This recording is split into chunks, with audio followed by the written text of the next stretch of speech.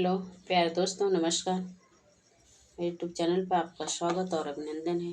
आज हम लोग पढ़ेंगे उपसर्ग और प्रत्यय। उपसर्ग और प्रत्यय से शब्द निर्माण। लेकिन एक ही दिन में तो उपसर्ग और प्रत्यय दोनों साथ में हो नहीं पाएगा। तो सबसे पहले हम लोग उपसर्ग पढ़ेंगे और उपसर्ग से भी पहले हम लोग पढ़ेंगे शब्द के दो रूप कौन कौन से होते हैं, उनको भी या तो व्युत्पत्ति के आधार पर शब्द के कितने रूप होते हैं और वे कौन कौन से होते हैं उनको देखेंगे। तो सबसे पहले हम देखते हैं कि व्युत्पत्ति के आधार पर मुख्य रूप से शब्द के दो मूल रूप होते हैं। पहला है रूढ़ और दूसरा है यौगिक। रूढ़ शब्द और यौगिक शब्द। रूढ़ शब्द किसे कहते हैं? रूढ़ शब्द किसी के मेल से नहीं बनते, ये स्वतंत्र होते हैं। करें रूढ़ शब्द, जो रूढ़ शब्द होते हैं वे स्वतंत्र होते हैं, वे किसी के मेल से नहीं बनते हैं। लेकिन यौगिक शब्दों की रचना रूढ़ शब्द के आदि व अंत में जुड़ने वाले शब्दों से होती है। जैसे आदि में जो जुड़ता है उसको उपसर्ग बोलते हैं और अंत में जो जुड़ता है उसको प्रत्यय बोलते हैं। तो वैसे ही यौगिक शब्द की रचना रूढ़ शब्द जो होते हैं, जैसे रूढ़ शब्द के अंत में और आदि में जुड़ते हैं, जुड़ने वाले शब्दों से शब्दांशों से होती है। ये शब्दांश रूढ़ शब्द से मिलकर इसके अर्थ में परिवर्तन ला देते हैं। क्योंकि ये शब्द रूढ़ शब्द मतलब ये समझ लीजिए कि अव्यय, जिसके रूप लिंग वचन में परिवर्तन नहीं होता है। अव्यय जैसे अव्यय होता है कि उसके लिंग वचन में परिवर्तन नहीं होता है, वैसे ही रूढ़ शब्द है कि रूढ़ शब्द वो शब्द ही स्वयं रहता है। और यौगिक शब्द बनाने के लिए हमें रूढ़ शब्द के आगे उपसर्ग और पीछे प्रत्यय लगाकर हम उसे यौगिक शब्द बना सकते हैं। जैसे श्रम से बने शब्द, श्रम एक रूढ़ शब्द है और इसके आगे हम पर उपसर्ग जोड़ देंगे तो ये परिश्रम हो जाएगा। तो ये यौगिक शब्द हो गया, ये परिश्रम। और इसमें रूढ़ शब्द है श्रम और उपसर्ग जोड़े हैं हम परि, तो हो गया परिश्रम। वैसे परि उपसर्ग श्रमी में जोड़ेंगे तो परिश्रमी। श्रम प्लस एक प्रत्यय लगा दिए तो श्रमिक हो गया। श्रम प्लस जीवी प्रत्यय लगा है तो श्रमजीवी हुआ। श्रम प्लस शील श्रमशील। तो इस प्रकार नए शब्दों की रचना होती है। यही शब्द रचना कहलाती है।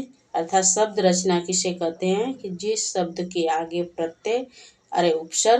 उपसर्ग और पीछे प्रत्यय जोड़ के एक नया शब्द बनता है, उसका अर्थ नया होता है और अर्थ नया रूप धारण कर लेता है। तो ऐसे शब्दों की हम शब्द रचना कहते हैं। अर्थात और शब्द रचना कितने प्रकार की होते हैं, ऐसे भी शब्द बनते हैं।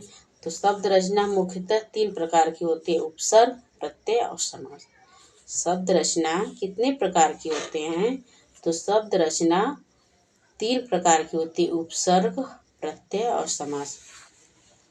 और व्युत्पत्ति के आधार पर शब्दों के दो भेद कितने होते हैं?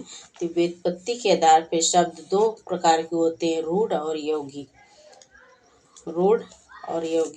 रूढ़ शब्द ज्यों के त्यों लिखे जाते हैं। यौगिक शब्द में उसके आगे एक नया शब्द, चाहे वह उपसर्ग हो चाहे पीछे उसके प्रत्यय जोड़कर नया शब्द का जो नया अर्थ प्रदान करता है, उनको हम यौगिक शब्द कहते हैं। और फिर इसके आगे देखते हैं उपसर्ग। शब्दों के आदि से जुड़कर शब्दों के अर्थ में विशेषता लाने वाले शब्दांश उपसर्ग कहलाते हैं। करें कि शब्दों के आदि में पहले उपसर्ग किसे कहते हैं कि शब्दों के कोई भी शब्द हो, उस शब्द के आगे जुड़कर शब्द के अर्थ में एक विशेषता लाने वाले शब्दांश को उपसर्ग कहलाते हैं। इन उपसर्गों का अलग से प्रयोग नहीं किया जा सकता, अर्थात स्वतंत्र रूप में इनका कोई विशेष महत्व नहीं होता है। हिंदी में मुख्य रूप से संस्कृत तत्सम शब्द पाए जाते हैं। इसके अलावा हिंदी तथा उर्दू तत्सम शब्दों का भी प्रयोग होता है। और संस्कृत में उपसर्ग कौन कौन से हैं देखिए। संस्कृत के उपसर्ग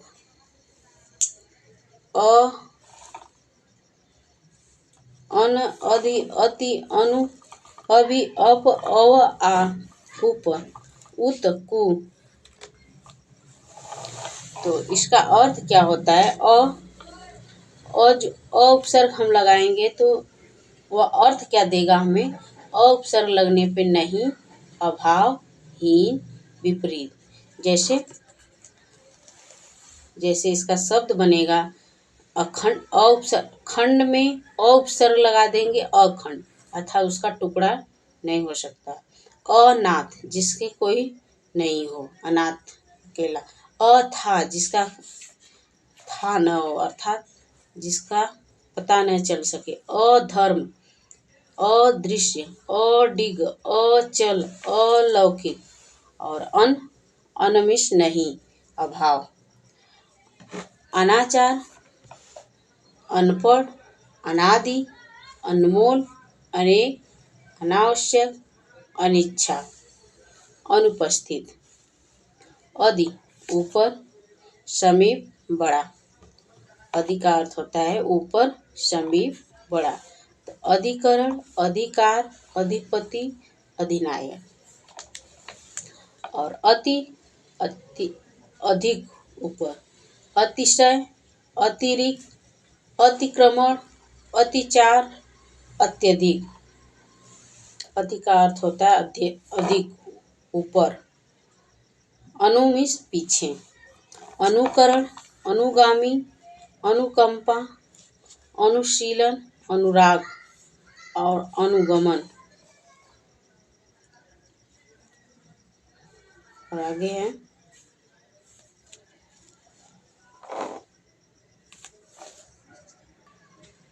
अभी, तरफ, सामने, समीप। अभियोग, अभियोग्यता, अभिमान, अभिनव, अभिमुख। और इस बुरा, हीन, अभाव, विपरीत। देखिए अप का कितने अर्थों में प्रयोग होता है? बुरा, हीन, नीचा, अभाव, विपरीत, अव्यय, अपकीर्ति, अपमान, अपयश, अपवाद, अपशब्द। और बुरा, नीचा, हीन, अवगुण, अवनति, अवशेष, अवनत, अवसान। और पूर्ण, आगमन, आमरण, आजीवन, आग्रह, आकृति, आदान, आचरण, आकर्षण। उप, समीप, छोटा, गौड़। उपमा, उपनिवेश, उपकरण, उपचार, उपभेद, उपमान, उपदेश, उपसंहार। उत्मिष, ऊंचा, श्रेष्ठ। उत्कर्ष, उत्थान, उत्पत्ति, उत्तम, उत्कंठा, उत्पन्न। और कुमिष, बुरा, हीन, कुरूप, कुकर्म, कुमंत्रण, कुचाल। और आगे देखिए वहाँ पर लिखा था संस्कृत का उपसर्ग, यहाँ लिखा हिंदी। अध, आधा, अध जला, अध मरा, अध पका, और अध खिला। और उससे अभाव रहित, उऋण, उजड़ा, उनिंदा। कु से बुरा, बुराई, निचला। कुपात्र, कुख्यात, कुचाल, कुकर्म। और कुमार्ग, कुअवसर। और दु से बुरा, हीन, दुबला, दुस्सह, दुकाल, दुसाध्य, दुर्जन। बिन से निषेध के बिना, बिन देखा, बिन ब्याहा, बिन जाना, बिन बोया, बिन खाया। और पूरा, भर, पूरा, ठीक, भरपूर, भरमार, भरपेट। स और सु, अच्छा, उत्तम, सपूत, सरल, सजग, सचेत, सरस, सुगम, सुकन्या, सुपर।